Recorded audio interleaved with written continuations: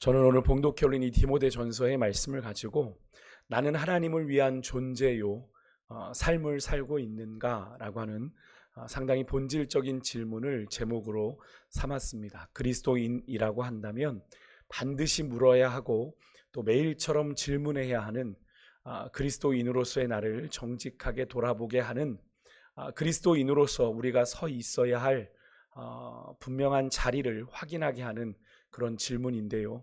저는 오늘 본문을 묵상하면서 이 질문을 계속 던지게 되었습니다. 오늘 본문은 디모데전서입니다. 바울이 에베소에서 자신을 대신하여 목회하는 그의 영적 아들이자 동역자인 디모데에게 쓴 편지이죠. 또 그 교회를 목회하는 그 목회를 위한 편지이기 때문에 목회 서신이라고 부르는 책의 첫 부분입니다. 저는 오늘 이 디모데전서를 통해서 11월이라고 하는 새로운 한 달의 시간을 선물로 받아든 우리 성도들에게 주시는 하나님의 음성 듣기를 원하는데요. 우리에게 허락하신 2024년의 시간이 이제는 단 2번에 밖에 남지 않았습니다. 단 2번의 기회를 남긴 거죠. 11월, 특히 11월은 한 해를 결산하고 또 추수하는 때로 보기 때문에 이 시간은 다른 어느 달보다도 우리들 각자의 인생에 남다른 의미로 다가오는 시간이 될 텐데요. 이 중요한 시간에 하나님은 우리에게 무엇을 말씀하고 계실까를 생각해 보면, 먼저 사도 바울은 이 편지를 기록하는 자신이 누구인지를 분명하게 밝히면서 편지를 시작합니다. 1절에 보니까 우리 구주 하나님과 우리의 소망이신 그리스도 예수의 명령을 따라 그리스도 예수의 사도된 바울이라고 자신을 소개합니다. 바울은 자신이 이렇게 사도로 복음을 전하는 이 일이 그냥 자기가 하고 싶어서 한 일이 아니라 하나님과 그리스도 예수의 명령에 의한 것이다 라고 밝히고 있는 거죠. 여기에 명령이라는 이 단어는 누구도 거부할 수 없는 절대적인 신적인 명령을 의미합니다. 아시는 것처럼 사도 바울은 다메섹으로 예수 믿는 자들을 잡으러 가는 길에 누구를 만납니까? 부활하신 예수 그리스도를 만나죠. 내가 핍박하는 예수라 하는 그 예수님을 만나 이방인을 위한 복음 증거자로서의 소명을 받았던 그 사건을 전제로 자신을 그렇게 소개하고 있는 거죠. 이 사실은 오늘 이 시대에 사도 바울처럼 예수 그리스도로 말미암아 구원받아 하나님의 거룩한 자녀가 되어 그리스도를 따르는 자 된 여러분과 저를 포함한 그리스도인들에게도 동일하게 적용되는 사실이죠. 사도 바울이 하나님의 일방적인 은혜로 택하심을 받아서 예수 그리스도의 복음을 위한 사도가 된 것처럼 아무 공로도 아무 자격도 없는 우리를 또한 하나님께서 은혜로 우리를 택하셔서 구원을 우리는 받았고, 늘 말씀드리는 것처럼 우리가 먼저 이 받은 구원의 은혜를 우리만 누리라고 우리에게 허락해 주신 것이 아니라 먼저 구원받은 우리를 통해 이 구원의 은혜가 어떻게 해요? 세상에 전해져야 할 사명이 우리에게 있고, 그렇게 먼저 구원받아 그리스도인 된 우리는 이 구원의 복음을 위해 살아야 하는 존재로 먼저 주의 나라와 의를 구하는 삶이어야 하는데, 우리는 진정 그렇게 살아왔고 또 그렇게 살고자 하는지, 한 해를 우리가 마무리하는 시점에 와서 우리가 걸어왔던 인생의 걸음을, 또 우리가 걸어가야 될 얼마 남지 않은 2024년의 시간들을 우리가 좀 돌아보는 은혜가 있기를 원하는데요. 사도 바울은 자신이 구원받고 더 나아가 사도로 부르심 받은 것의 의미가 무엇인지를 늘 기억하고 되새기며 살았습니다. 그래서 오늘 이 디모데에게 편지를 쓰면서도 자신을 그렇게 고백하고 있는 거죠. 여러분, 우리는 어떠합니까? 우리는 어떤 믿음의 고백을, 어떤 헌신의 고백을 하며 살아가고 있어요? 어쩌면 2024년 오늘 지금 이 순간에 이르도록 우리가 주님의 뜻대로 산다고 참 입으로는 수없이 이야기했는지 모르지만, 거듭된 실패와 좌절로 인해서 나 스스로도 내가 그리스도인인 것을 혹시 회의하는, 의심하는 그런 지경은 아닌지 좀 돌아볼 수 있기를 원합니다. 근데 그런 연약함과 부족함에도 불구하고 하나님이 우리에게 이 11월이라고 하는 또 한 달의 시간을 허락하신 이유는 무엇일까요? 그냥 하나님이 쓸모없으면 그냥 10월의 마지막 날을 끝으로 우리를 부르셔도 상관없는 것 아닙니까? 하나님이 왜 이 11월이라고 하는 이 새로운 한 달을 우리에게 허락하신 걸까요? 왜 누리게 하신 걸까요? 또 한 번의 하나님의 기회이자 은혜인 거죠. 실패하고 또 실패했던 우리이지만 그런 우리를 포기하지 않으시고 여전한 기대로 여러분과 저를 통해 당신의 뜻을 이루고자 원하시는 하나님의 은혜인 건데요. 오늘 이 아침이 그 은혜 앞에 겸손하게 나의 새로운 믿음의 다짐과 결심을 올려드리는 그런 귀한 시간이 되기를 소망합니다. 그렇게 예수 그리스도의 명령을 따라 사도된 바울, 믿음 안에서 참 아들된 디모데에게 이렇게 이야기합니다. 먼저 하나님과 예수 그리스도로부터 은혜와 긍휼과 평강이 있기를 축복하며 편지를 시작합니다. 2절이죠. 이 말은 사실 성도 간 의례적으로 상투적으로 인사하는 축복으로 치부할 수도 있는 표현이기도 합니다만, 여기서 우리가 하나 중요하게 좀 깨달아야 될 사실이 있는데, 그것은 바로 이 하나님의 은혜, 하나님의 긍휼, 하나님의 평강, 샬롬이죠. 이것은 오직 주님께로부터 오는 거라는 거예요. 주님께로. 그러니까 우리 그리스도인들이 내 맘대로 베풀고 줄 수 있는 것이 아니다라는 사실입니다. 우리 그리스도인들이 종종 착각하는 게 있어요. 내가 은혜를 준다, 내가 은혜를 끼친다라고 생각해요. 맞습니까? 아니죠. 특히 목회자나 사역을 하거나 또 교회의 그런 일들을 하는 분들이 자주 하는 착각인데, 내가 설교, 또 찬양, 또 간증, 또 여러 가지 봉사와 헌신을 통해 내가 누군가에게 은혜를 준다라고 생각하는데 잘못된 오해죠. 여러분, 은혜는 하나님이 주시는 겁니다. 하나님이. 긍휼도 마찬가지고 하나님이 주시는 샬롬의 평강도 마찬가지입니다. 그럼 우리 그리스도인들은 뭐예요? 어떤 존재입니까? 그런 하나님의 은혜와 긍휼, 평강을 전달하는 전달자일 뿐입니다. 먼저 받은 은혜, 먼저 받은 긍휼, 먼저 받은 평강을 어떻게 해요? 나를 통해 세상에 흘려 보내는 그런 존재입니다. 그래서 오늘 본문에서 사도 바울도 그런 은혜와 긍휼과 평강을 말할 때 내가 너에게 그런 은혜와 긍휼과 평강을 준다라고 얘기하지 아니하고 하나님 아버지와 그리스도 예수 우리 주께로부터라는 표현을 언급하고 있는 거죠. 그러니까 주님께로부터 말미암는 은혜, 평강, 긍휼을 내가 너에게 있기를 소망한다. 내가 받은 것 너도 누리길 원한다라고 이야기를 하는 거죠. 바라기는 우리 여러분의 11월이 여러분을 통해 하나님께로부터 은혜와 긍휼 또 샬롬의 평강이 아름답게 여러분 주변으로 흘러가는 아름다운 은혜의 통로가 축복의 통로가 되시는 귀한 한 달 되시기를 주의 이름으로 축복합니다. 이제 본문의 이제 본론을 좀 간단하게 살펴보겠는데, 디모데는 사도 바울의 1차 전도 여행 때 그리스도를 영접했습니다.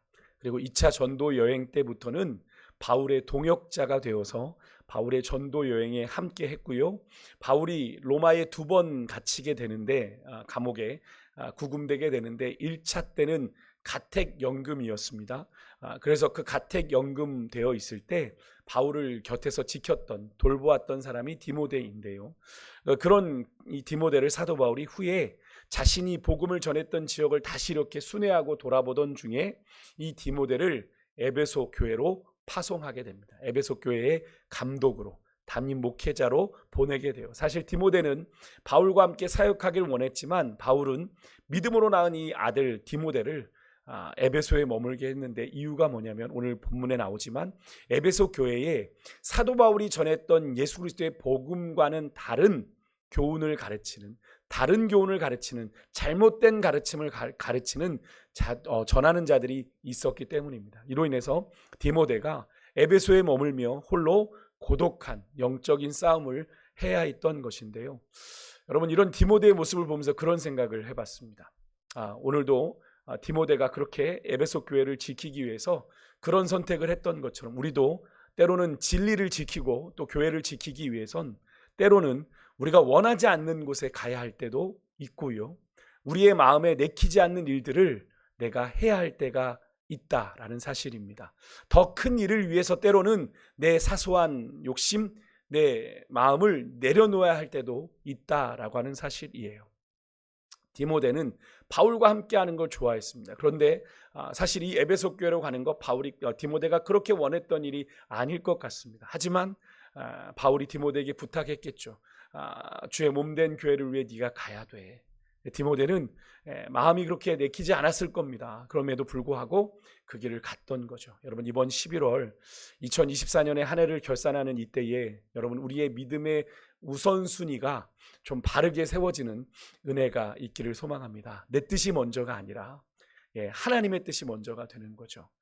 내가 원하는 게 먼저가 아니라 누가 원하시는 게 먼저가 돼요? 하나님이 내게 원하시는 게 먼저이기를 소망합니다. 하나님의 뜻을 위해, 하나님이 원하시는 것을 위해 내 것을 내려놓고 포기할 수 있는, 주의 나라와 복음을 위해 나의 뜻이 아닌 주의 뜻을 먼저 찾고 구하는 은혜가 이번 11월 한 달 동안 우리 가운데 있기를 간절히 소망합니다.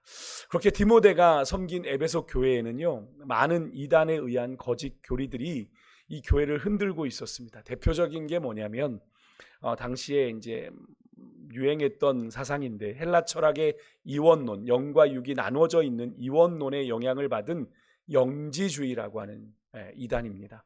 이들은 세상을 영과 육의 이원론으로 바라보며 영적인 건 선하고 육적인 건 속되다, 더럽다라고 보아서 육은 아무렇게나 해도 상관이 없다, 영이 중요하니까 육신은 아무래도 상관없다, 이 영지주의 사상이 육신의 쾌락을 조장했고요, 타락을 부추기게 되었습니다. 또 이 사상의 영향을 받은 유대교에서 넘어온 그리스도인들이 있습니다. 유대인 그리스도인들, 유대교에 있다가 복음을 듣고 넘어온 자들, 이들 안에는 아직 유대교의 뿌리가 남아있죠. 율법에 깊이 뿌리 내리고 있는 선민의식도 있고요. 그러니까 이들은 성경을 있는 그대로 받아들이지 않았고요. 나름 유대교는 그리스도 복음보다 앞섰던 거니까 신화가 있을 거 아니에요. 여러 가지 신화들, 신화의 신화를 또 쌓았고요. 족보에 대한 허탄한 이야기들을 막 꾸며냈습니다. 내가 무슨 뭐 이순신 장군의 아니 난 박혁거세의 멧돼손이잖아. 그렇게 검증되지 않은 신화는 검증되지 않은 이야기들이죠. 전설, 끝없는 족보에 대한 집착을 하게 되면서 하나님의 말씀의 본질을 변질시켰어요. 그로 인해 교회 안에 자꾸 다툼이 생기고 변론이 가득하게 된 겁니다. 그래서 4절에 보면 에베소 교회 성도들이 어떻게 했다고 그래? 서로 헐뜯고 분쟁하고 변론했다라고 얘기를 하죠. 그러니까 6절에 보면 이유가 그렇습니다. 헛된 말에 빠져, 신화에 빠져 7절에 다 율법의 선생이 되려 하는 그런 교만에 빠졌던 겁니다. 내가 그래도 유대인 출신이잖아, 내가 유대교에서 율법을 들었었잖아, 그런데 이거 이런 뜻 아니야, 이렇게 율법의 선생이 되려고, 자기가 하는 말이 뭔지도 모르면서 다 선생 되려고 한 겁니다. 그로 인해서 서로 자꾸 내가 내 말을 자꾸 하려고 하면 어떤 일이 벌어지죠? 자꾸 내 주장이 더 강해지면 서로 그 주장이 부딪혀지면서 분쟁이 생기고 변론이 생길 수밖에 없죠. 누군가가 참고 인내해 주지 않으면 서로 주장을 하다가 싸우게 되는 걸 우리가 보게 되지 않습니까? 그러다 보니까 정작 하나님의 말씀, 이 복음의 본질인 청결한 마음과 선한 양심, 그리고 거짓없는 믿음으로 하나님을 사랑하는, 이웃을 사랑해야 하는 일들이 외면되기를 시작했어요. 그러니까 교회의 근간이 흔들리게 된 거죠. 교회가 교회되지 못하는 일이 일어나게 된 거죠. 그래서 그것을 바로잡기 위해서 바울이 디모데를 에베소에 머물게 했던 것입니다. 당시에 디모데는 연소했어요. 10대 후반에서 20대 초반 정도였을 거다라고 추측을 하는데, 그 디모데가 아마 이 교회 안에 일어나는 이런 혼란을, 영적인 혼란을 홀로 감당하기에는 참 쉽지 않았겠다 하는 그런 생각을 해보게 되는 그런 장면입니다. 근데 오늘 말씀을 묵상하면서 과연 2000년 전에 이 에베소 교회가 직면했던 이 문제가 오늘 우리와는 전혀 상관없는 일인가? 오늘 우리 교회 안에는 이런 모습들이 없는가? 과거 2000여 년 전 초대교회 시절 그렇게 교회를 혼탁하게 했던 이런 다른 교훈이, 잘못된 가르침이 오늘날 우리 교회 안에는 없는가를 생각해 보게 됐는데, 지금도 그런 다른 교훈들이 판을 치고 있죠. 며칠 전 제가 예배 때도 말씀을 드렸지만 TV 한 시사 프로그램을 통해서 방영된 여러 주요 교단에서 이단으로 정죄받은 한 기독교 이단에 대한 이야기가 바로 좋은 예입니다.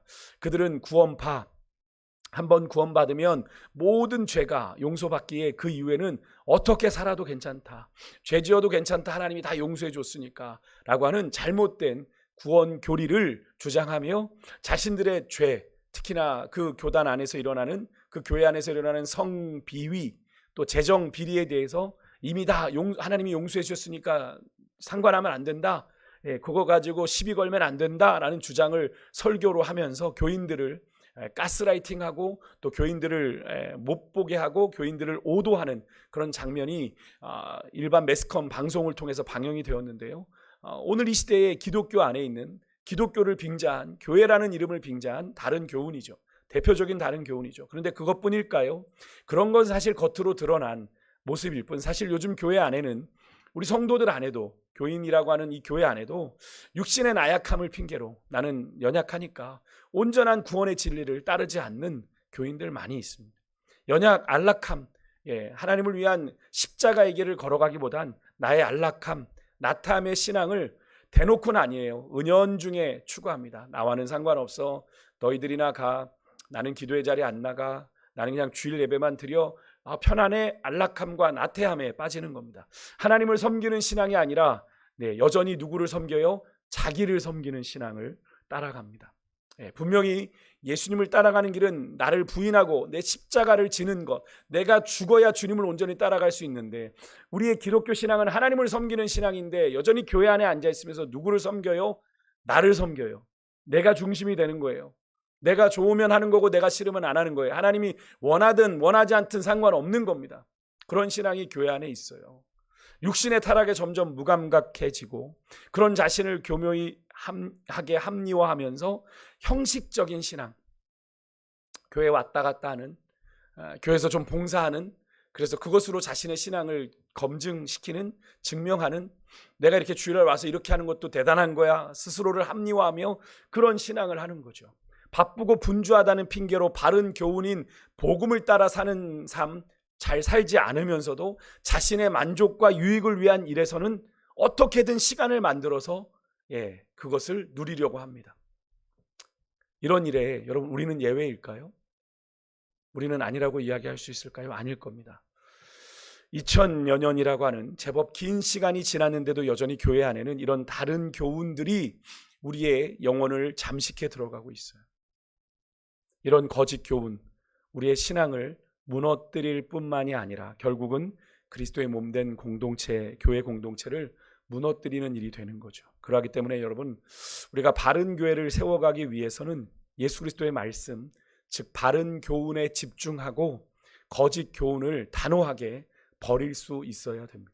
또 하나, 당시에 에베소 교회를 흔드는 다른 교훈의 하나인 헛된 신화와 족보가 오늘날에도 존재하는데요. 여러분 이 헛된 신화와 족보는 하나님 중심이 아닌 철저하게 인간 중심의 생각을 반영한 겁니다. 하나님은 모든 사람을 구원하시기 위해 예수 그리스도를 이 땅에 보내셨고 그분을 믿음으로 모든 사람이 차별 없이 구별 없이 구원을 얻게 하셨는데, 그래서 구원은 믿는 자들에게 누구나 공평하게 주어지는 은혜인데 당시에 에베소 교회에는 아까도 중간에 말씀드렸지만 유대교에서 나온 그리스도인들이 있었습니다. 그들을 중심으로 그들이 뭘 주장했냐면 나는 아브라함의 후손이야. 혈통적으로도 아브라함의 후손이야. 그래서 나는 선민이야. 나는 특별히 선택받은 사람이야. 내가 율법을 지금까지 지켜왔잖아. 율법주의에 빠지는 거예요. 그러니까 하나님의 뜻보다 인간의 족보 자랑, 내가 아담의, 내가 다윗의, 내가 유다의, 내가 누구 지파의 몇 대 손이야 라는 자랑을 앞세웠던 겁니다. 여러분 우리가 보통 요즘에는 잘 안 하지만 예전에 당신 어디 파요? 이런 얘기하고 보통 족보를 이야기할 때는 목적이 뭐죠? 내가 그렇게 명망 있는 집안의 몇 대 손이다 라고 하는 걸 자기 자랑하기 위해서 사실 족보를 따지는 경우가 더 많지 않습니까? 이런 현상이 심해지면서 교회 안에, 이 에베소 교회 안에 성경의 본질에서 벗어난 거짓 이야기들이 만들어지는 거죠. 자기를 좀 미화하려면 없는 신화도 없는 전설도 막 가져와야 되는 거 아닙니까? 그러니까 신화도 만들어지는 거예요. 결국 이런 현상들이 교회 공동체 안에서 네가 잘났니 내가 잘났니, 네가 더 훌륭하니 네가 못하니 하는 다툼과 변론을 일으키게 된 겁니다. 여러분 이렇게 하나님 중심이 아닌 인간의 그런 영화, 인간의 욕심이 깔려있는 중심의 자랑은 교회 공동체를 흔들어 무너지게 하는 겁니다. 학연, 지연, 혈연이 아니라 교회 공동체는 어떤 공동체입니까? 그리스도의 피로 한 몸을 이룬 믿음의 공동체입니다. 그 안에 혈연이, 학연이, 지연이 앞서지면 교회 공동체는 어떻게 해요? 끼리끼리 모이는 공동체가 되는 겁니다. 우리만의 모임이 되는 거예요. 우리 친척, 우리 가족, 내가 나랑 가까운 사람만 관계를 하게 되면 그 공동체에 누가 오겠어요? 누가 오겠어요? 그렇죠? 그런 공동체는 결국에는 그렇게 끝나고 마는 거죠. 서로에게 텃세가 되고 그로 인해서 사소한 다툼이나 분쟁이 일어나게 되는 그런 문제가 생기는 거예요. 여러분, 교회는요, 성도가 자기 자랑하러 모이는 곳이 절대로 아닙니다. 그래서 여러분, 기관 모임이나 또 구역 모임을 할 때 자기 자랑하시면 안 돼요. 하나님이 자랑돼야 됩니다. 오늘 많은 교회 안의 성도들이 자신의 신앙에 연륜을 내세우며 기득권을 주장하고 교회를 자주유지하려고 하는 분들이 있어요. 내가 누구네 이러면서 말이죠. 오늘 본문의 표현처럼 자신이 율법의 선생인 양, 율법을 제대로 지키지도 못하면서 율법을 내가 다 아니까 내가 율법을 가르칠 만한 선생인 양 착각하며 올바른 신앙 아니죠.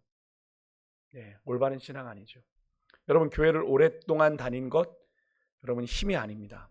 물론 그 공로는 있죠. 하지만 그것이 어떤 내게 힘이 되고 내 권력이 돼서는 안 되는 거죠.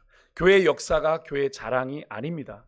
바른 교회는요, 예수 그리스도의 뜻을 따라 하나님을 영화롭게 해야 하는 곳이고, 바른 교회는 청결한 마음과 선한 양심, 거짓 없는 믿음 위에서 서로를 세워주고 사랑하는 공동체가 바른 교회입니다.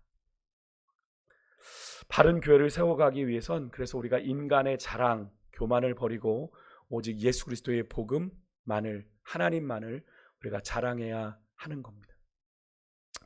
우리가 한 해를 결산하는 11월, 우리의 신앙도 점검하고 결산해야 할 시기인데, 여러분, 우리의 모습이 아직도 믿음의 초보가 무엇인지를 스스로에게 질문해야 하는 그런 상황은 아닐런지 우리가 한번 돌아보기를 원하고요. 오늘 11월이라고 하는 새로운 한 달의 첫날의 문을 여는 이 시간, 우리들의 믿음의 현 주소를, 우리 교회의 모습을 잘 점검하고 연약한 우리를 통해 바른 신앙, 바른 교회를 세워가고자 하시는 하나님의 거룩한 소원이 나의 소원이 되는, 창조주 하나님의 손길로 이곳저곳에 울긋불긋한 색으로 칠해지는 이 단풍의 계절에 우리의 삶이 나의 고집만 피어나는, 나만의 색을 드러내는 그런 달이 아니라 하나님의 색으로 내가 거룩히 물들고 스며드는 그런 11월 한 달이 되실 수 있기를 주의 이름으로 축복합니다.